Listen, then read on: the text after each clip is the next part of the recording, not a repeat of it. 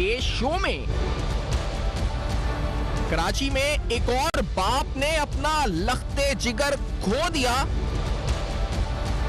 जवान बेटे को जो कोचिंग से वापसी पर ताना हो रही, तो उनके एहलकारों ने इन पर फायरिंग की और उनको जेली मुकाबले में इनको शहीद किया। पुलिस ने डकैती का रंग देकर 16 साला अरसलान को कत्ल कर दिया।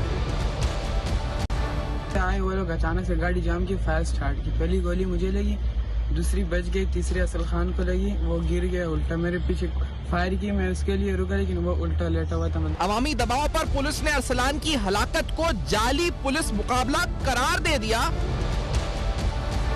अरसलान महसूद केस में ताहाल कोई नतीजा खेज पेशरफ्त ना हो सकी। अस्सलाम वालेकुम। बस पर्दा हकायक सनसनी खेज इंकशाफात प्रोग्राम बेनकाब में हूँ आपके साथ सफ़ान खान। नाज़रीन, इस शहर में हमने देखा है, कराची में मुसलसल पैदर पे, और पहले तो अगर पूरे मुमलिकत की बात करें, पूरे मुल्क की बात करें, एक हादसा होता है, दूसरा हादसा होता है। अभी हम सियालकोट के वाक़े से जिसे झंझोड़ दिया था हमें, उसके 1 या 2 दिन बाद हमने देखा एक और वाक़या शहर कराची में हुआ, जब पुलिस एहलकारों ने सिविल लिबास के अंदर 16 साला एक नौजवान, एक बच्चे को इस पर जहां कर दिया। मैं तो कहूँगा शहीद कर दिया, क्योंकि वो बच्चा ट्यूशन पढ़ने जा रहा था, ट्यूशन से वापस आता था और उसको रास्ते के अंदर जब पुलिस एहलकारों ने इस वक्त उसकी बाइक, एक बात आपको ये बताता चलूं उसका पस मंजर, कि एक शहर कराची में सब में बड़ा जो क्राइम इस वक्त है, सबसे बड़ा जो क्राइम है वो मोटरसाइकिल छीनने का बन चुका है। सिर्फ सितंबर के महीने में तकरीबन 5000 के करीब बाइकें छीनी है। बाइक छीनने का और बाइक खड़ी बाइक को चोरी करने का सब में बड़ा जुर्म बन चुका है कराची में। जो रिपोर्टेड क्राइम्स इतने ज्यादा हैं, सबसे बड़ा यानी मोबाइल फोन छीनने से ज्यादा इस वक्त मोटरसाइकिलें छीनती हैं शहर में। तो कोई अगर शख्स नई मोटरसाइकिल 125 सीसी निकले, और जब निकले और उसके इस वक्त नई मोटरसाइकिल, आपको पता है शहर के अंदर किस तरह छिनती है, जो इस्तेमाल करते हैं उनको पता है किस तरह छिनती है। 2 मिनट का काम होता है, और फिर वो उसके पीछे सिविल लिबास के अंदर 2 लोग लग जाएं और फिर उसको आगे जाकर जो है उसको और उसके दोस्त को गोली मार दी जाए। आपने दोस्त का बयान इस वक्त सुना है। ये हादसा, ये सानिया हुआ है इस वक्त शहर कराची में, और ये पहला सानिया नहीं है। इससे पहले मैंने यहां पर हमने रिपोर्ट किया इंतजार मर्डर केस, अगर आपको याद हो, कुछ ही दिन कबल उसका फैसला आया था। उसके वालिद यहां बैठे हुए थे। इंतजार मर्डर केस में उन जो एहलकारों ने मारा था जिन्हें इंतजार को, उनको सजाएं सुनाई गई एटीसी की तरफ से। वहां पर बताया गया उस फैसले के अंदर कि इस पर जो अलमिया है इस शहर का, वो ये है कि कोई एसओपी स्टॉप एंड सर्च के हवाले से पुलिस की मौजूद ही नहीं है। कोई एसओपी ही मौजूद नहीं है स्टॉप एंड सर्च के हवाले से। इसी तरह से और वाकयात आप देखें, नकीबुल्लाह महसूद का देखें, कोई भी जबान, कोई भी लिसानी तबका, कोई भी इंसान यहां पर महफूज नहीं है। जो एहलकार जिनका मकसद हमारी जानों का तहफ्फुज है, वही हमारे जानों के दुश्मन बन चुके हैं। आखिर ये कब तक चलता रहेगा? आखिर पुलिस इस केस को सॉल्व करके सिर्फ एक आध कांस्टेबल को सजा होगी, या फिर जो लोग वाकई में मुलव्विस हैं इस वाकये में, हायर अथॉरिटीज कोई ऐसा एक्शन लेंगी ताकि आइंदा ऐसे वाकयात ना हो? ये सारे अहम सवालात हैं। आज इस प्रोग्राम में हम ये सारे अहम सवालात उठाएंगे, आपको इस केस का समझाएंगे किस तरीके से ये वाकया हुआ। अंधोनाक और दिल खराश वाकया, 16 साल का बच्चा। आप उन वालदैन का सोचे जिन वालदैन ने उसको पाल पोस कर उसको जवान किया, उसको बड़ा किया, क्या गुजर रही होगी उस घर के ऊपर। आप सिर्फ ये नहीं सोचेंगे उसके बारे में, बल्कि ये सोचें कि कल को ये आपके साथ हो सकता है, इस शहर में किसी के साथ भी हो सकता है। क्यों हो सकता है? क्योंकि कोई भी पुलिस एहलकार उठकर किसी को गोली मार सकता है। इससे पहले ऐसे वाकयात हुए, हम समझ रहे थे इंतजार मर्डर केस जब हुआ था, उस दिन भी जब मैं ये प्रोग्राम कर रहा था इंतजार केस पर, तो मैंने ये सवाल इसलिए पूछा था उनके वालिद से और वकील साहब से जो आए थे उस वक्त, कि क्या आपको लगता है कि इंतजार का ये आखिरी केस होगा क्योंकि सजाएं हो गई? तो उन्होंने कहा जब तक सजा पर अमल नहीं होगा, जब तक मुझे यकीन नहीं आता। तो सजा पर अमल हो, लोगों को सजाएं दी जाएं, करार वाकई सजाएं दी जाएं, शायद फिर जाके ये मामला रुके। लेकिन इससे मजीद बात करते हैं। मेरे पास जो FIR दर्ज हुई है नाज़रीन, वो मुद्दत में दर्ज हुई है बादशाह खान साहब के, जो अरसलान के चचा हैं। आपने उनका बयान भी सुना है इस पर। इस हेडलाइन में जब स्टोरी हम आए थे इस प्रोग्राम में, तो आपने हेडलाइन में सुना, वो फरमा रहे थे। मेरे साथ बादशाह खान साहब खुद मौजूद हैं इस प्रोग्राम में, हमें ज्वाइन कर रहे हैं स्टूडियोज़ में। बादशाह साहब, आपका बहुत शुक्रिया, आपने वक्त दिया, ज्वाइन किया। पहले मेरी ताज़ियत आपके साथ, हम अफसोस कर सकते हैं आपके साथ, ये कह सकते हैं कि अल्लाह ताला आपको सब्र दे, उसके दर्जात को, वो शहीद है, उसके दर्जात अल्लाह ताला बुलंद करेगा इंशाल्लाह, आपको सब्र दे अल्लाह ताला। तो ये पहले बताएं आपको, क्योंकि जिस तरह मुझे पता चला कि आपको जो फ़ोन आया, आपके किसी जानने वाले का फ़ोन आया जिसको आपके बेटे ने फ़ोन करके बताया कि अब्बासी पहुंचे कि जख्मी है अरसलान, जी जी, यहीं से मामला शुरू हुआ। फिर आप अब्बासी, और ये रात के 9 बजे का वाक़या बात है जब आपको फ़ोन आया? 9 बजे मुझे फ़ोन आया तकरीबन। और आप फिर अब्बासी अस्पताल गए? जी, मैं फिर अब्बासी। अच्छा, उस वक्त तक आपको ये नहीं पता था कि ये पुलिस ने मारा है या ये कोई डकैती का, राजधानी किसका वाक़या, कुछ नहीं पता था? कुछ नहीं पता था उस वक्त तक। जब मैं हॉस्पिटल पहुंचा, वहाँ किसी ने मुझे पहले बताया था कि इस तरह, मैंने वो किसी ने मुझे कहा कि ऐसा पोस्ट लगा हुआ है ना। मैंने कहा ये हो नहीं सकता। जब हॉस्पिटल पहुंचा तो इतने देर में वहाँ कुछ सारे आ गया ना, सब जितने भी थे। तो वहाँ एक ने मुझे बताया कि ये तो यार इस तरह वाक़या है कि कह रहा है कि पुलिस वाले ने मारा, डकैत थे। मैंने कहा हो नहीं सकता ये, पुलिस वाले ने फिर किस तरह मारा? वहाँ मुझे पता चला कि पुलिस वाले ने इसके ऊपर गोलियां चलाई। और अरसलान ट्यूशन पढ़ने रोज इसी वक्त जाता था? रोज का मामूल था ये? रोज का मामूल था। चलांके वहाँ जितने पुलिस वाले, उसने भी देखा होगा क्योंकि रोज उनका यही रास्ता था। आपने सोचा था कि जो बच्चा ट्यूशन पढ़ने जा रहा है उसकी आप इस तरह से कुछ देर बाद हालत में देखेंगे? फिर तो मेरी हालत उस टाइम इस तरह हो गया था ना, जब ये पता चला कि पुलिस वाले ने मारा, तो फिर तो मुझे बहुत ही दुख हुआ। मैंने कहा कि वही जो कह रहे हैं कि हमारे मुहाफ़िज़ है, अगर अपने मुहाफ़िज़ अवाम को इस तरह शहीद कर देते हैं ना, ये तो सरासर गलत है। ये डाकू तो वही था ना जो सिविल कपड़े में थे। फिर बड़ा दुख हुआ था, मगर फिर साबित हो गया कि ये पुलिस वाले ने गलती किया और नाजायज़ है, जुल्म है, इन बच्चे के साथ जुल्म हुआ था। तो फिर मैंने कहा फिर भी कुछ इंसाफ मिलना चाहिए। सिर्फ ये नहीं कि हम यहाँ से आवाज़ बुलंद करते हैं कि ये जुल्म हुआ, नाजायज़ हुआ, बेगुनाह अवाम को क्यों कत्ल किया जाता है, क्यों शहीद किया जाता है।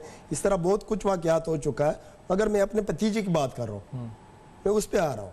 आपने अपने भतीजे को, क्योंकि जिस तरह मैं कह रहा हूँ कि कोई भी अगर ये देख रहा हो प्रोग्राम, अगर उसका कोई भी बच्चा हो, भतीजा हो आपका जैसे बच्चा है, और वो जाए घर से सही तरह निकले बिल्कुल, और फिर कुछ देर बाद फोन आ जाए कि आप आ जाएं, और फिर पता चले, और फिर ये पता चले कि पुलिस कह रही है कि ये तो डकैत था, तो डकैत था, यानी क्या गुजरेगी दिल पे? नहीं आप एक तो उसकी वो जहाँ हो जाए, वो दुनिया से चला जाए, उसके साथ ये तिला मिले कि ये इस वजह से गया कि ये तो क्या इस वक्त गुजर, आप यानी उसके ऊपर एक लेवल आपने लगा दिया अपने जुर्म को बचाने के लिए। वो उसको पता चलेंगे ना, जिसको इसी तरह फूल जैसा भतीजा या बेटा जब अपने से जुदा होता है ना, वो तो उसको मालूम होता है। क्योंकि इस वक्त मैं नेवल में था, अपने दोस्तों के साथ होटल में बैठा था, हब रिवर रोड पे, जो हब रिवर रोड पे नेवल जो बिल्कुल होटल पे। अच्छा, आप रहते भी उधर ही? बिल्कुल उनके साथ ही रहते हैं ना, तकरीबन 2 किलोमीटर दूर है हमारी खान कॉलोनी है, वो नेवल कॉलोनी।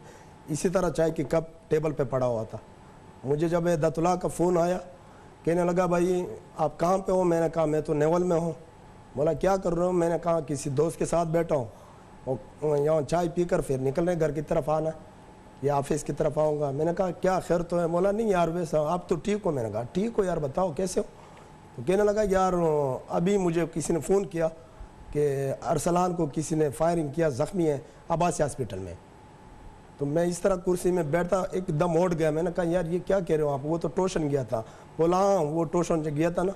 मैंने कहा जब मैंने घड़ी देखा, मैंने कहा उसका तो अभी घर का पहुंचने का टाइम है, 9 सवा 9 बजे वो घर पहुंचते, 8 सवा 8 बजे उनकी छुट्टी होते है, तो इतना ही रास्ता है, जब ज़्यादा रश होते हैं घंटे में या पौने घंटे में पहुँच जाते। तो बोला आप अब्बासी हॉस्पिटल जल्दी आओ, वहाँ से मालूमात करते। फिर मैं वहाँ से फौरी तौर पर उठ के निकला, अपनी गाड़ी मैंने उधर ही छोड़ा। अभी तक मैंने गाड़ी नहीं लाया, उधर ही खड़ा, अभी भी मैं दूसरी गाड़ी में आया। गाड़ी चलाने की हिम्मत कहाँ बची? हिम्मत नहीं, कौन ड्राइव कर सकता है? तो मैंने अकीमुल्ला साथ बैठा था और दोस्त भी थे। बोला क्या? मैंने कहा बस अकीमुल्ला आप आ जाए। मैंने कहा और भी मेरे दोस्त है, ये भी नाराज़ होंगे। बहरहाल मैंने बता दिया ऐसा कोई वाक़या पेश आया कि मेरे भतीजे को किसी ने गोलियाँ चलाया उसको। फिर मैंने कहा मेरी कोई इतनी दुश्मनी तो नहीं कि वो आवरंगी में चलाया गोली, ये क्या हुआ ना, तो वो पहले जिस तरह टाइम था वो भी नहीं है। बस वहाँ से जब गाड़ी में बैठा तो मेरे साथ ही था वो, कह भाई अब सलाह कर। मैंने कहा नहीं बस ठीक है, आप थोड़ा दबा के जाए। जैसा मैं हॉस्पिटल पहुंचा, अब्बासी हॉस्पिटल, तो अंदर जब गया, पहले तो इमरजेंसी में गया था। इमरजेंसी में जब मैंने देखा, मैंने कहा क्या अरसलान कहाँ? बोला अंदर जाओ सरदा खाने में।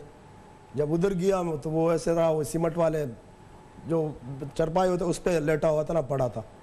बस उसको जब मैंने देखा, मैंने कहा कैसे हुआ? वहाँ मुझे ऐसा मालूम है कि पुलिस वाले ने मार दिया। फिर तो जज्बात उस वक्त होता है ना, जिसका फूल जैसा बेटा या भतीजा जुदा होता है और इसी तरह बेदर्दी से मारते हैं, उन पर उनके चेहरे पे आप खून देख रहे हो, उसको महसूस होता है कि इसके कितने दुख होता है। बेशक मौके पर तो बस इंसान ये कहा जाता है कि अगर ये इंसान मुझे मिल जाए, वैसे उतनी गोश्त में खा जाता हूँ। मगर फिर कानून और आइन के मुताबिक चलना चाहिए। बेशक ये बड़ी बात है कि आप इस्तकामत से कर रहे हैं। हसन न्याजी साहब भी माहिर कानून है, हमारे साथ मौजूद हैं।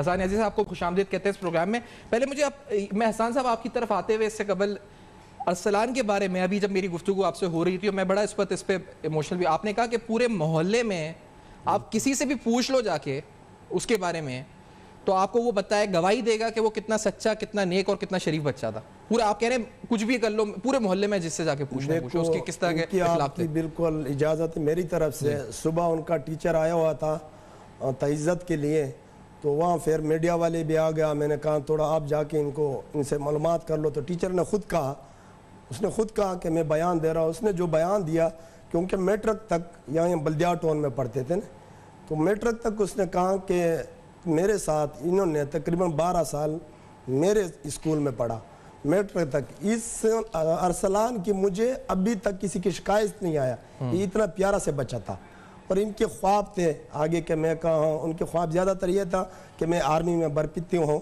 मैं लेफ्टिनेंट भर्ती हो जाऊँ। और बड़ा तेज भी था वैसे, उनके दिमाग बड़ा जो तेज, फौज में जाना चाहता था, जो फौज में जाना चाहता था, मुल्क की खिदमत हिफाजत करना चाहता था। भाई मुझे बार बार कह रहे थे कि यार ट्यूशन के लिए उधर आप बच्चे को भिजवा रहे हैं। मैंने कहा नहीं, ये तेज है, 2 बच्चे जो नहीं ज़रा तेज है। हम कोशिश करते हैं कि यहाँ किसी फौज में या किसी और इदारे में या कोई सरकारी नौकरी इनको लग जाए। तो हमने बड़ी कोशिश करना था इनके लिए, क्योंकि पहले तो आपको पता है ना कि अभी हम खुद लिखे पढ़े नहीं। सही बात है, वो 16 साल का था, अभी उसकी उम्र थी, अभी उसकी ख्वाहिशात थी और आगे बढ़कर उसका अपना वो था, आपको करनी थी। तो इसी तरह अल्लाह ताला जो जब एफआईआर हो गया, एफआईआर जब काटा और ठीक है, एक ब्रेक की तरफ मुझे बढ़ना है। मैं ब्रेक के बाद आता हूँ माशा साहब। हसन न्याजी साहब से भी हम जानेंगे, क्योंकि काउंटर्स का सिलसिला सिंध में नहीं, पंजाब में भी मैंने देखा है। फिगर्स देख रहा था कि 2020 के पहले 6 माह में तकरीबन 171 इनकाउंटर्स हुए हैं रोज, यानी तकरीबन एक इनकाउंटर होता है। इस ब्रेक के बाद नाज़रीन अहम तरीन सवाल, बड़ी अंदोनाक दास्तान है ये और ये किसी के साथ भी हो सकती है। वापस आते हैं इस ब्रेक के बाद, हमारे साथ रहिए।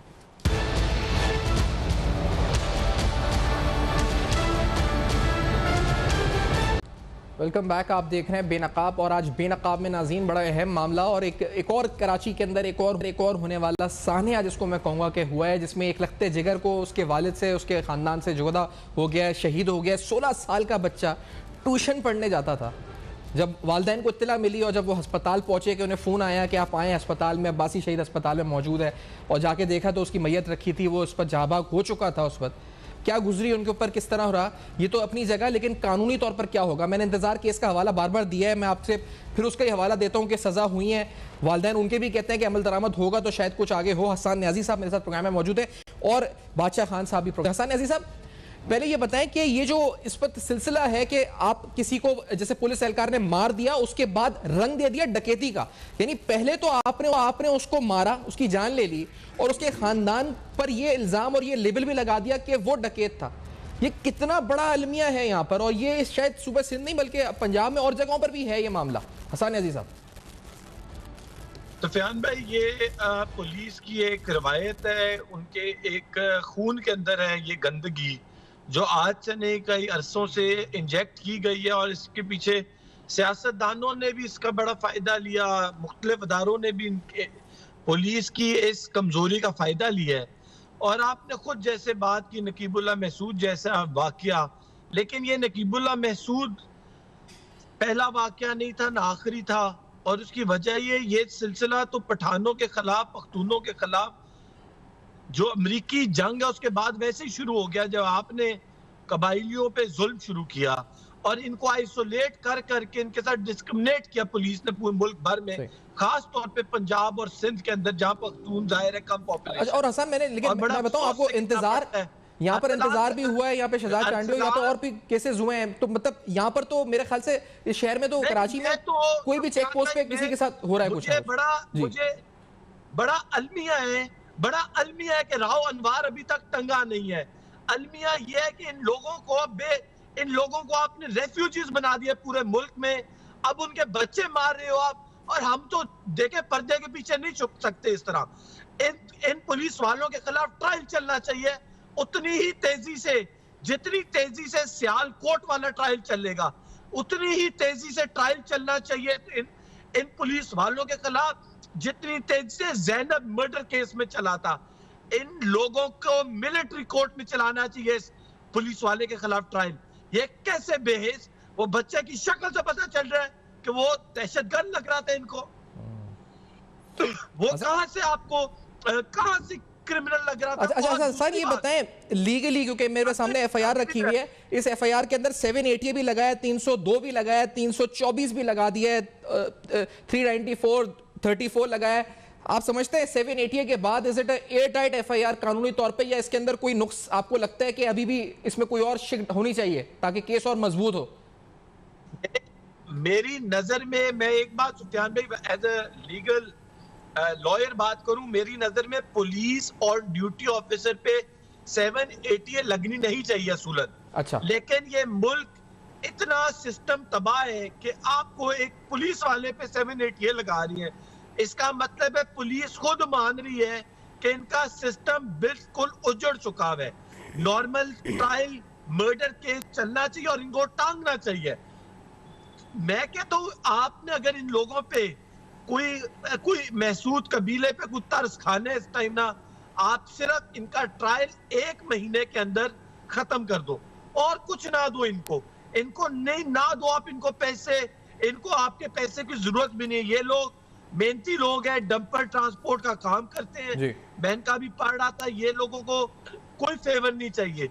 ये लोग तो कह रहे मुझे इंसाफ अभी आपने क्योंकि बोला कि 780 का तो किस तरह इस वक्त रवैया पुलिस का रखना चाहिए, मैं आपसे, क्योंकि आपसे मेरी बात अभी हो रही थी बादशाह साहब, आपने कहा कि एसएचओ ताहाल अभी तक गिरफ्तार नहीं हुआ, आपका मुतालबा आजम, और आप क्यों जा रहे हैं उसकी गिरफ्तारी आपने, क्योंकि उसने उस वक्त आपको बताया था कि मेरे बंदे ने आपको आपके सामने बोला, क्या बोला था उन्होंने? बिल्कुल, उसने जब हमारे एक जंजे भाई गया था और लियाकत भाई भी गया था, मेरे से पहले वो पहुंचा था थाने पे। वहां से मालूमात किया कि भाई इस तरह कोई हमारा बेटा को किसी ने गोलियां चलाया। वो कहा, उसने बोला हाँ ये मैंने ही गोली चलाया उसको, वो मैंने मारी, वो डाकू था। तो मेरे भाई ने कहा कि क्या कह रहे हो? आपके भाई से उसने बोला एसएचओ ने सामने कि हाँ मेरे भाई सामने कहा कि मैंने ही मारा, मेरे बंदे ने मारा था।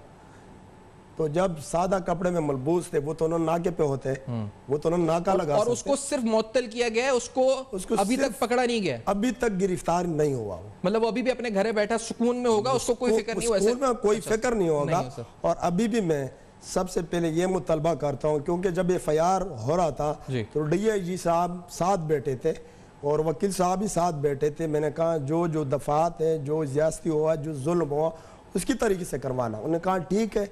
जब एफआईआर हो गया, आप डीआईजी वेस्ट की बात कर रहे हैं ना? जो जी नासरत, उनको आपने बोला एसएचओ की गिरफ्तारी का? क्यों नहीं बोला? एफआईआर में मैंने उसका नाम नहीं कहा। आपने उनको बोला कि अभी तक गिरफ्तार नहीं हुआ है, ये बात उस वक्त तो ये भी मुझे पता नहीं था कि ये गिरफ्तार है या नहीं है। मैंने कहा इसकी कस्टडी में है, इसके लकब में होगा, इसकी कस्टडी में जब एफआईआर होगा तो वो लकब कर देंगे। मुझे पता था नहीं है, ये डीआईजी है, उसको तो रात को ही पता था ना, 9 बजे से इसको पता है ज्यादती हुआ। तो हम सबसे पहले हम यही कह रहे थे ना कि भाई 2 वो ललकार जिन्होंने हमारे भतीजों को मारा और एक एसएचओ आजम, क्योंकि उसके बंदे थे और था वो सिविल कपड़े में। ये बाद में ये भी 5 इंटेलिजेंस वाले थे, उनका तो ये काम नहीं कि वो रोड पे खड़े होकर लोगों की तलाश लेते। वो जैसे यहाँ एक के कोई प्रोग्राम होते हैं, वो तो सिर्फ देखते रहते हैं ना कि क्या हो रहा है इस इलाके में। तो उसने बिल्कुल खुद कहा था कि ये मेरे बंदे थे, मेरे बंदे ने मारा, ये डकैत थे। तो क्या वो मुजरिम नहीं है?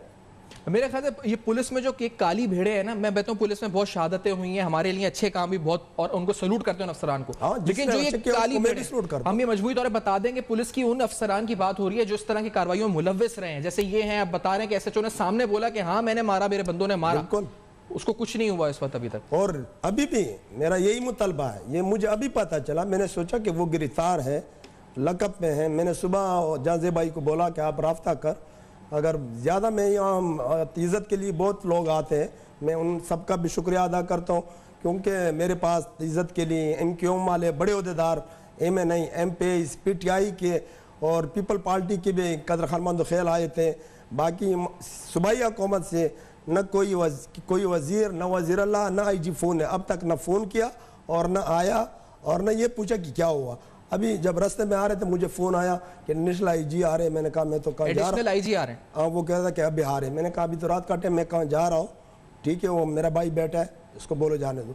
तो अब यही है ना कि मेरा फिर भी यही रिक्वेस्ट है कि इन मुजरिमों को, क्योंकि तौहीद, उमेर और एसएचओ आजम, कि इनको सारे आम इनको फांसी दी जाए और चौक पे लटका दिया जाए ताकि लोगों को नफरत हो जाए और 20 करोड़ आवाम ये मुतमहन हो जाते हैं कि हकीकत में अगर ज्यादती जो हमारे मुहाफिज है अगर उसके अंदर ऐसे लोग होते हैं कि वो ज्यादती करे या लोगों को कत्ल करते हैं उनको भी सजा मिल जाती है। ये नहीं कि कोई उनका सपोर्ट करते हैं, उनका बाइक सेट में कोई बैठा होना चाहिए। इसका कानूनी पहलू जो है ये मुझे अगर हसन आप एक बार ये बता दें कि ये सिविल ड्रेस में पुलिस एहलकार चेकिंग कर सकते हैं, इस पे कानून क्या कहता है?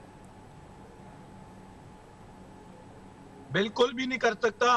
इनफैक्ट उसका नाम, उसका पेटी number, everything should be visible. वो जब चेकिंग करे तो वो उसको बताए कि वो चेकिंग क्यों कर रहा है। पाकिस्तान में जो पुलिस ऑर्डर एक्ट 2002 जी और जो पुलिस एक्ट 1800 सदी का जो चला आ रहा है वो पुलिस को हर अमेंडमेंट इन द रूल्स की भी इजाजत देता है। और पुलिस के rules of checking, arresting, warrant issue, warrant के बगैर अरेस्ट, सारे रूल्स बताए में कोई ऐसी चीज नहीं थी जो नहीं पता होनी चाहिए थी। और दूसरी बात ये कि जब वो वर्दी में ही नहीं है, जब वो ड्यूटी पे भी नहीं है, तो उसको किस कानून के तहत उसने एक शख्स को रोका भी सड़क के ऊपर, खिलाफ कानून। और ये जो अच्छा, और इसमें एक और अलमिया ये है सर, इसमें एक और अलमिया ये है। अच्छा आप कर ले, बात करें प्लीज, कंप्लीट करें बात। ये सर ये तो मुअत्तल हो रहा है। एसएचओ तो अरेस्ट होना चाहिए। मुअत्तल अगर किसी और को होना चाहिए इस टाइम, वो एसएसपी ऑपरेशन और एसपी ऑपरेशन को होना चाहिए। क्योंकि मुअत्तल का मतलब, मुअत्तल तब करते हो जब आप अपनी ड्यूटी फुलफिल नहीं कर सक रहे थे। एक क्रिमिनल ऑफेंस एक तरफ है जहां बंदे टंगने चाहिए, एक है ड्यूटी फुलफिल नहीं हुई, वो एसपी और एसएसपी ने। इसका मतलब है गलत एसएचओस और गलत बंदे अपने नीचे काम किए और कहीं उनसे कमी कोताही हुई है। एक ब्रेक की तरफ बढ़ना है। हसन अजीज साहब से बात हुई है, आगे और भी हमारे साथ लॉयर्स भी मौजूद होंगे। मेरे साथ बादशाह खान साहब प्रोग्राम में मौजूद है। ब्रेक के बाद और पहलू और इस वक्त हवाले से इस केस के जो हादसा जो सानिया हुआ है, इस साने से मुतल्लिक और सनसनीखेज और दिल दहलाने वाले हकाइक हमारे साथ इस ब्रेक के बाद रही।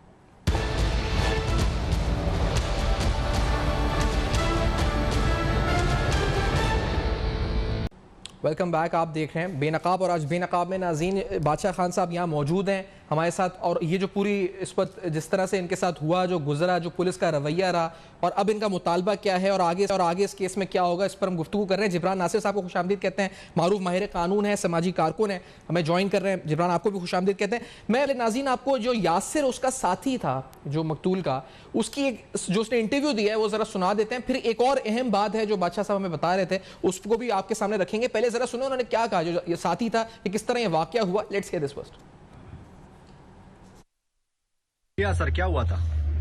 हम कोचिंग से वापसी में आ रहे थे तो आहिस्ता आहिस्ता आ रहे, हमारे साथ न्यूज़ 0 मीटर 125 बाइक थी, कल ही शोरूम से निकाली। जैसे आए वो लोग अचानक से गाड़ी जाम की, फायर स्टार्ट की। पहली गोली मुझे लगी, दूसरी बच गई, तीसरी असल खान को लगी, वो गिर गया उल्टा। मेरे पीछे फायर की, मैं उसके लिए रुका लेकिन वो उल्टा लेटा हुआ था, मतलब कि गिरा हुआ था। मैं उसके लिए रुका मगर उन लोगों ने दूसरी मैगजीन डाली और मैं फिर वहाँ से भाग निकला। पुलिस का कहना है कि आपके साथ कोई हौसला भी था? कोई हौसला वासला नहीं, हम पढ़ने गए थे। अच्छा, और बावजूद आपने उन लोगों को देखा? नहीं देखा, कुछ नहीं देखा, सिर्फ एक ही था, उसने शर्ट, मतलब कि शर्ट में, पैंट में था। और अच्छा, फिर आप वहाँ से कैसे फरार हुए? तो वहाँ से मेरे साथ बाइक थी और वो मेरे से गिर पड़ा, इसलिए मैं वहाँ से निकल पड़ा। तो जब आप भाग रहे तो अरसलान का कंडीशन क्या था उस टाइम? वो उल्टा लेट गया था, मतलब कि बेहोश हो गया था। अच्छा, ये थी। और बादशाह साहब मुझे, कि मैं आपसे पूछना चाह रहा हूँ कि आपने भी मुझे बताया कि ये तो वो गुफ्तगू जो उसने ऑफिशियली कर दिया, उस पर रिकॉर्ड पे आ गया।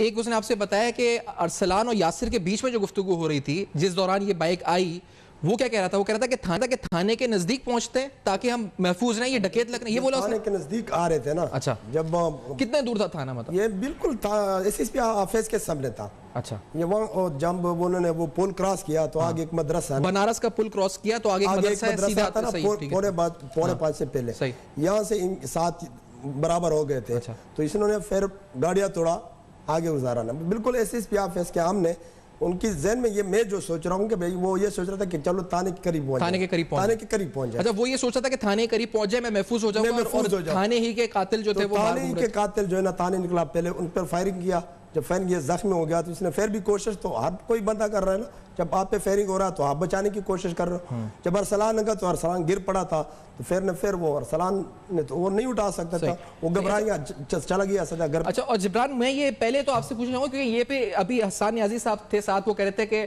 मैं इसे ये क्लियर करना चाह रहा हूँ कि ये कराची में इंतजार के साथ भी हुआ है, ये इस पर शहजाद चांडियों के साथ भी हुआ है, ये नकीबुल्लाह महसूद बी के साथ भी हुआ है, तो ये हर कोई यानी कोई भी महफूज नहीं है, किसी भी जबान से ताल्लुक रखता है। और दूसरी बात, आप इसको किससे कंपैरिजन ज्यादा करते हैं लीगली और वैसे जो इस तरह ये वाकया सर्कमस्टेंसेस में हुआ है, इंतजार केस से ज्यादा मिलाएंगे, किससे मिलाएंगे आप, किस केस से? देखिए, पहले तो मेन चीज ये है कि यहाँ पे कोई नाका नहीं लगा जी। ये जो गुफ्तगू भी आपने की है जी, यहाँ पे कहा जा रहा है कि जी ये फॉलो कर रहे थे और ताकुब कर रहे थे। अच्छा, अखबार में मेरे कहीं पढ़ने पे आया कि जो पुलिस वाला गिरफ्तार किया गया उसको अंडर कवर कॉप लिखा हुआ था। अगर पुलिस का कहीं ना कहीं ये बयानिया है कि जी हम किसी का ताकुब कर रहे थे, हमें कोई इंटेलिजेंस मिली थी, तो हमारी इंटेलिजेंस कितनी सही होती है और उस पर कितनी अमल की जा सकती है, ये आपके सामने साहिवाल का वाकया है। आपने एक शख्स और उसके अलावा एक मियाँ बीवी और उनके बच्चों को गोलियों से भून दिया था। उस गाड़ी के अंदर बारूद का एक जर्रा नहीं मिला था, कोई असले से रेस नहीं था। आपने कहा जी सीटीडी ने ऑपरेशन किया और हसास इदारों ने आईएसआई ने इंटेलिजेंस दी। तो पहली तो ये बात कि किस तरीके से हमारे यहाँ चीजें की जा रही हैं और किसकी इंटेलिजेंस पर, किसके कहने पे काम हो रहा है और ये कार्रवाई हो रही है, और क्या इस नेटवर्क को खराब करके कोई अपनी जाती दुश्मनी या कोई और अफरा तफरी या हालात खराब के वाकयात, चूंकि देखिए जितनी बार भी ये फेक इनकाउंटर होते हैं और ये सामने आते हैं तो अवाम का पुलिस पे एतमाद और कमजोर हो जाता है और आप मजीद अनार्की की तरफ जाते हैं। एग्जैक्टली। दूसरी बात, हमारे यहाँ गोली कब चलाई जाए इसके हवाले से भी कानून है।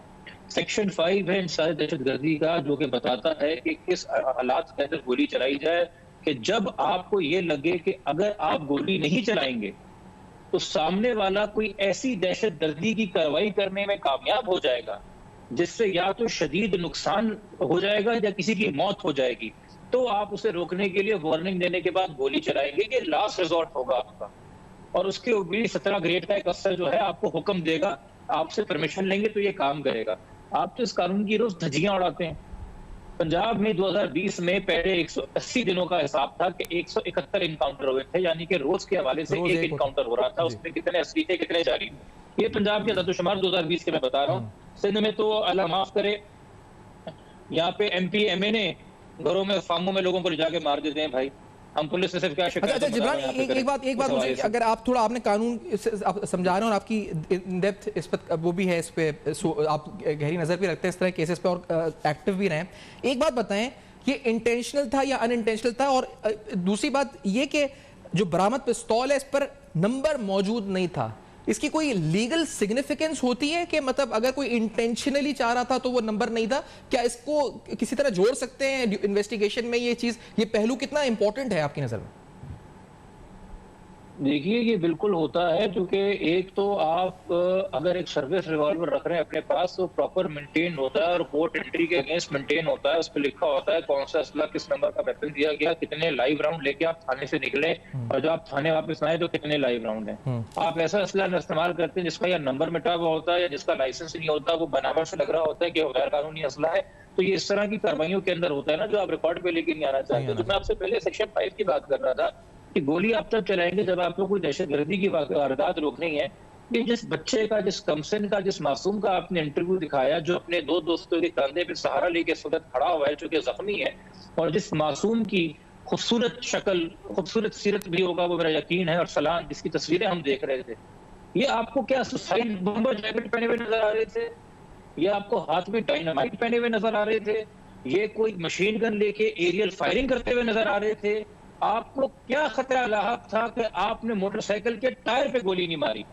आपको क्या खतरा लाहक था कि आपने वार्निंग देने के लिए एरियल फायरिंग नहीं की? आपने किसी वजह से डायरेक्ट गोलियां मारी हैं, वो वजह भी सामने आनी चाहिए। इसको सिर्फ एक फेक एनकाउंटर कह के गलती के जुमरे में नहीं डाल सकते। मेरे नजदीक पुलिस वाले कितनी भी करप्ट हो, इस मामले में बड़े जिम्मेदार होते हैं, क्योंकि उनको पता होता है कहाँ कहानी डालनी और कहानी डालनी और कैसे डालनी है। तो ये नहीं कि चलते हुए गलतफहमी हुई और हम परेशान हो गए, क्योंकि इस परेशानी और गलतफहमी के चक्कर में तो कराची में 6-7 लोग तो मासूम मर जाते हैं। कोई MBBS का स्टूडेंट होता है, कोई इंटर का स्टूडेंट होता है, कोई छोटी 10-11 साल की बच्ची होती है।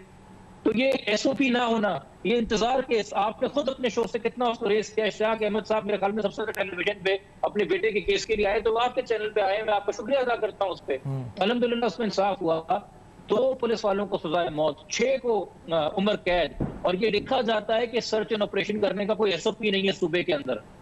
ये कराची तीसरा या चौथा सबसे बड़ा शहर आबादी के हिसाब से दुनिया का बन चुका है, और यहाँ हमें हर जगह चेक पोस्ट लगा के, और पुलिस से अलावा रेंजर्स तक यहाँ पे ऑपरेट करती है। और हमें बताया जा रहा है कि जिस कानून के तहत हमें रोका जा रहा है, तलाशी ली जा रही है, यहाँ पे फायरिंग की जा रही है, क्योंकि लिखा नहीं है।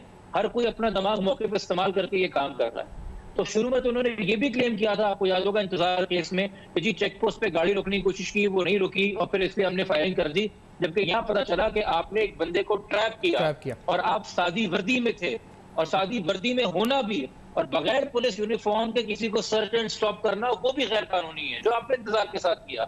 या भी मेरे ख्याल में जो शख्स है वो पुलिस यूनिफॉर्म में नहीं था, इसलिए दोनों नौजवान थाने जाना चाह रहे थे। एग्जैक्टली यही बात, इसी से पहले बात है बस कि लास्टली मुझे बताइए कि आप लोग बतौर खानदान, बतौर वालिद, बतौर चचा, कितने आप लोग इस वक्त मुस्तहकम और इस्तकामत के साथ आप चाहते हैं कि आप इस केस को मंतकी अंजाम तक पहुंचाएं? जैसा अभी इंतजार केस की बात कर रहे हैं तो वहाँ सजाए मौत हुई है, आप कितनी जुस्तजू है आपके अंदर कि आपको इंसाफ चाहिए इस पूरे सिलसिले में और आपको आगे बढ़ना है? आप कितनी इस्तकामत के साथ आगे बढ़ेंगे? हम इतने तक बढ़ेंगे जब तक इन मुलजिमान को, जिन्होंने हमारे भतीजे पर गोलियां चलाया, जब तक उनको सजाई मौत न दी जाए। आप डटे रहेंगे इसके ऊपर? डटे रहेंगे। हमने देखो वहाँ भी कहा था, अभी भी कह रहा हूँ, और हमारी कौम के नुमाइंदे आ रहे हैं। आपने कानूनी तौर पे वकील मावनत के लिए कर लिए हैं? आपने पूरा जो केस आगे बढ़ेगा, जो भी 780 लगा, जो भी हो वो मैंने कर लिया आपने पूरा? कर दूंगा, जितना भी है हम कर दूंगा, जब तक इनको सजाई मौत नहीं। मैंने ये भी कहा था कि इनको सजाई मौत जब देना है तो चौक पे लटका दिया जाए, छुपा करके नहीं, जेल के अंदर चौक पे लेकर आओ इनको, वहाँ पे लटका देना चाहिए। पब्लिक हैंगिंग आप पब्लिक देखेंगे ताकि इस तरह तो इंसाफ तो मिला, क्योंकि बहुत सारे कुछ ऐसे हुआ। क्योंकि यही भतीजा अरसलान को तकरीबन 9 दिन पहले, मैं आपको वीडियो फिर मैंने शायद सेंड करवा दिया, मैं सेंड करता हूँ, 9 दिन पहले मैंने इनका मंगनी करवाया। मंगनी करवाया 9 दिन हो गया।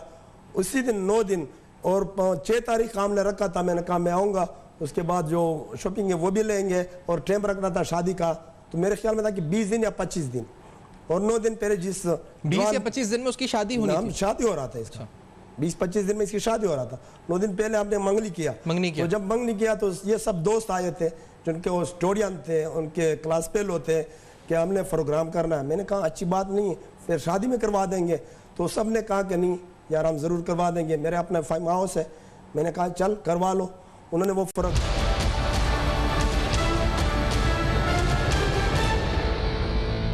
Welcome back. आप देख रहे हैं बेनकाब। बेनकाब में आज कानूनी पहलुओं से, समाजी और हर तरह से समझने की कोशिश करी कि आखिरकार पुलिस को सिविल ड्रेस के अंदर किसी शख्स को मारने की इजाज़त कानून देता है या नहीं देता है। इस तरह विदाउट एनी स्नैप चेकिंग, यानी नाका लगाए बगैर किसी को हलाक करने का, और उस 16 साल बच्चे को, जो 16 साल अपने ट्यूशन पढ़ने जा रहा था बच्चा अपने दोस्त के साथ, उसको इस तरह हलाक किया गया, बेदर्दी से मारा गया। उसके ख़ानदान पर क्या गुजर रही है ये आपने देखा। जाते जाते इस प्रोग्राम में सिर्फ उनका एक मुतालबा था जो आपके सामने रखता जाऊं, जो इस वक्त वो कह रहे थे ऑफ द रिकॉर्ड, उन्होंने कहा कि GIT बनाई जाए, और उन्होंने कहा कि 24 घंटे के अंदर तमाम मुल्ज़िमान को जो FIR में नामजद हैं उनको गिरफ्तार किया जाए। वरना उन्होंने कहा जी कि इस वक्त, और मैं ये कहूँगा, रिक्वेस्ट भी करूँगा अथॉरिटीज़ से कि इस मामले को कोशिश की जाए कि फौरी और प्रॉम्प्ट, ताकि इस सिलसिले में इस पर जो है मामला बिगड़े नहीं या बिगाड़ की तरफ ना जाए। फीडबैक दीजिएगा फेसबुक, ईमेल और ट्विटर पे। देखते रहिएगा। अब तक अपना बहुत ख्याल रखिएगा।